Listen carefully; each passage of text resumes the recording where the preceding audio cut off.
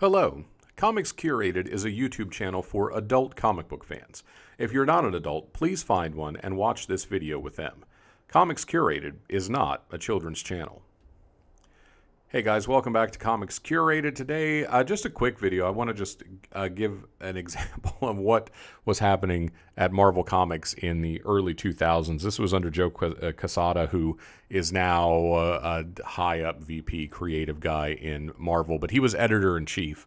And it was right after Marvel had come out of bankruptcy, and they were trying to they were throwing everything at the wall to see what would stick. And one of the things that he did was bring in Grant Morrison to do New X-Men. He brought in Peter Milligan and Mike Allred to do X-Force. They had definitely more hits than misses during that time, but it was not without problems. So this is what I really want to talk about is New X-Men 125, and an example of what happens when you make comics really, really fast.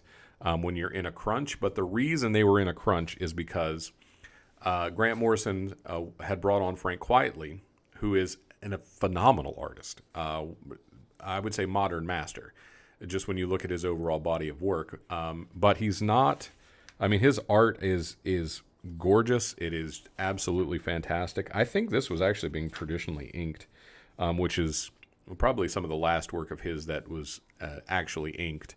Like with ink on paper. I think Tim Townsend's doing the inks here. So it was just not a speedy process. Yeah. So it's Tim Townsend with Parada.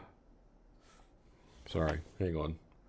Yeah, Parada and Floria. So 3 inkers with trying to get these trying to get these Frank Quitely pages done. So they're working fast. Because Frank Quitely, it takes a long time. For something to look good, it's going to take a while. So what happened was, a lot of times, here's Lalandra from the Shi'ar Empire. They would have to bring in another artist, and they were bringing in Igor Kordey because this dude works fast. He was turning out books. If the rumors are to be believed, he was turning out books in maybe 3 or 4 days, entire penciled books. So it's not the greatest looking stuff. Igor Kordey's stuff, it's artistically, it's perfectly valid. Some people like it, some people don't. I don't think this stuff is a great representation of his work, but again, he's working fast. So here's what happens when you're working fast. If we look at this book as a complete just signature of pages, right, printing wise. If we are counting the cover, then this would be 28 pages. So you have to think about how you're going to lay your pages out, because when you print them, and this cover is already detached, so I'm not doing anything bad to this book. If you think about it, right, you've got 4 pages on one piece of paper. So you can't lay out your pages 1, 2, 3, 4. It's actually, in this case, 1, 2, this would be 27, 28. So you have to think about your spreads, your 2-page spreads, or if you're doing a layout that go across multiple pages, you have to take that into consideration. So what happens here? Igor Kordey, he's working fast, right? This is probably even more fleshed out than some of the later fill-in issues that he does. It's not bad. It's quick. It's definitely quick. So we see, okay, page 1, this is 2, 3. You're in a 2-page spread. Your even number pages are always going to be on the left, and your odd number pages are on the right, because you start on a right-hand page, an odd numbered page, and it's always going to be that. So if you do a 2-page spread, if this page is even numbered and this is odd numbered together, doesn't matter where you put it in the book, it's going to work. So Igor Kordey does this. Here's page 4.